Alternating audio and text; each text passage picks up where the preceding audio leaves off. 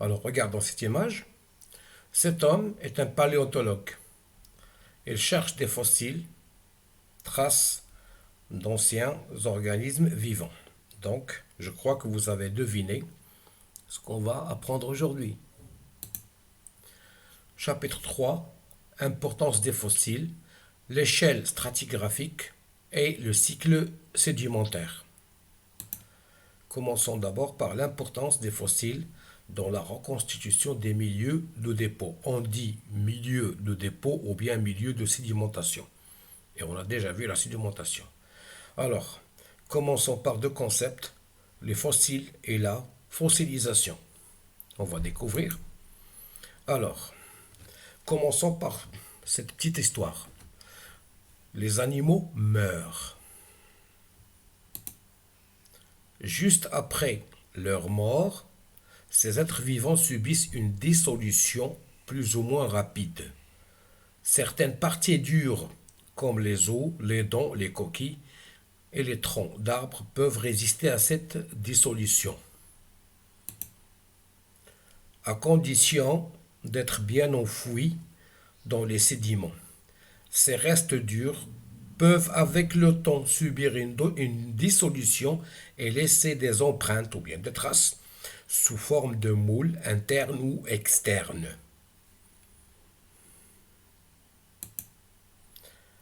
Si les sédiments sont enlevés par l'érosion ou bien par l'homme, ces restes d'êtres vivants apparaissent et constituent des fossiles. Et c'est la fossilisation, c'est-à-dire le processus qui permet d'obtenir ou bien de constituer des fossiles. Alors, quelques formes de fossiles. Les fossiles peuvent être des empreintes sous forme de moules internes ou externes, c'est-à-dire on parle de moulage. Alors, nous avons ici des trilobites ou bien des moules de trilobites qui sont restés pendant plusieurs années ou bien plusieurs millions d'années dans les sédiments. Nous avons ici des moules de l'amylibranche. Nous avons ici des empreintes de plantes, ce sont des empreintes de fougères. Et nous avons ici des moules internes de coquilles de céphalopodes. Conservation de parties dures, les dents, les os, le bois de troncs d'arbres. Par exemple, nous avons là un très ancien dent de requin, une très ancienne dent de requin. Conservation des parties calcaires. Par exemple, nous avons ici les squelettes, ou bien ce qu'on appelle les testes des petits animaux marins, qu'on appelle les foraminifères, et des traces de pas.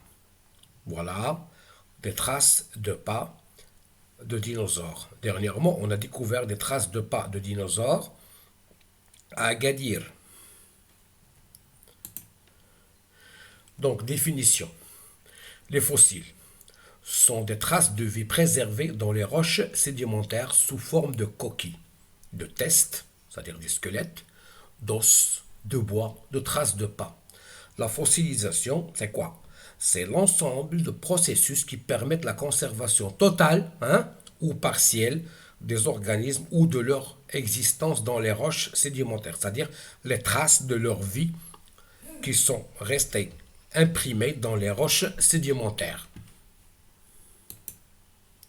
Alors, on peut utiliser les fossiles pour déterminer des milieux de dépôt, ou bien de très anciens milieux de sédimentation. Nous avons choisi l'exemple de la région de Oued Akresh, qui est au sud de Rabat. Alors, c'est une région qui actuellement n'est pas couverte par la mer. Alors, première consigne, montrer que les fossiles trouvés dans la région de Oued Akresh sont des fossiles de faciès. On va définir ce que c'est qu'un fossile de faciès. On va découvrir. Déduire les conditions du milieu de dépôt des marnes.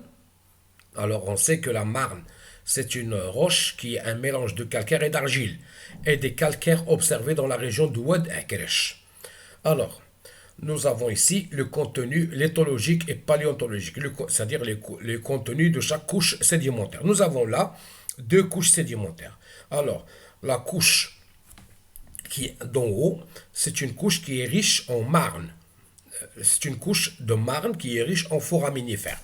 Alors, les foraminifères, ce sont des animaux planctoniques, c'est-à-dire des animaux marins, à coquilles calcaires. Les formes qui leur sont similaires, c'est-à-dire les formes qui leur ressemblent et qui vivent actuellement, ils vivent actuellement dans des mers profondes. On peut conclure que cette couche de marne, cette couche sédimentaire de marne, elle s'est formée dans un milieu marin. Après, la couche qui est au-dessous.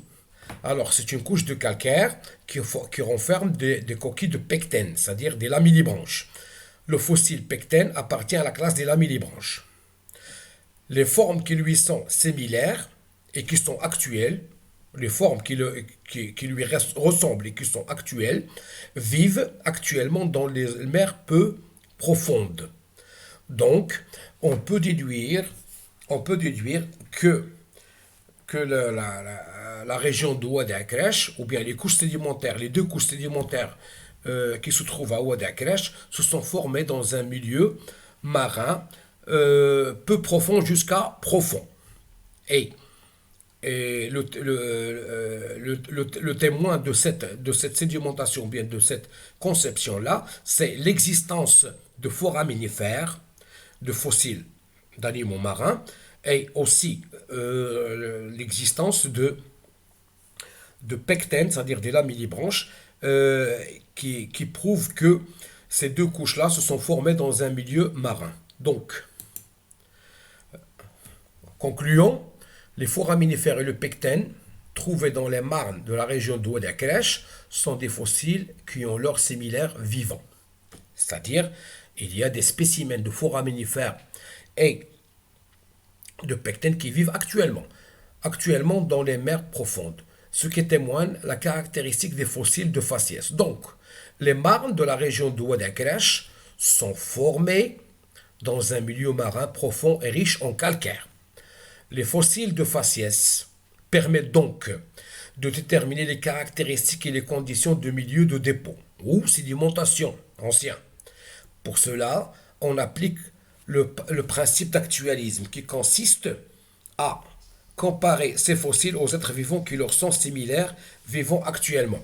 On peut dire aussi que le principe d'actualisme, il nous permet de connaître ce qui s'est passé dans le passé avec la connaissance actuelle. Ou bien, on peut dire que le principe d'actualisme, c'est un principe qui nous permet de lire le passé avec la connaissance et avec l'œil du présent. Alors, principe d'actualisme, on le définit. Selon ce principe, les lois qui régissent les phénomènes géologiques ou biologiques actuels s'appliquent également dans le passé. Ce principe permet donc d'imaginer comment les phénomènes se passaient il y a des millions d'années. Fossiles de faciès, fossiles permettant de déterminer le milieu de sédimentation où s'est formée une roche sédimentaire. Et quand on dit milieu de sédimentation, on peut dire aussi conditions de sédimentation. Merci de votre attention, chers élèves, et à la prochaine leçon.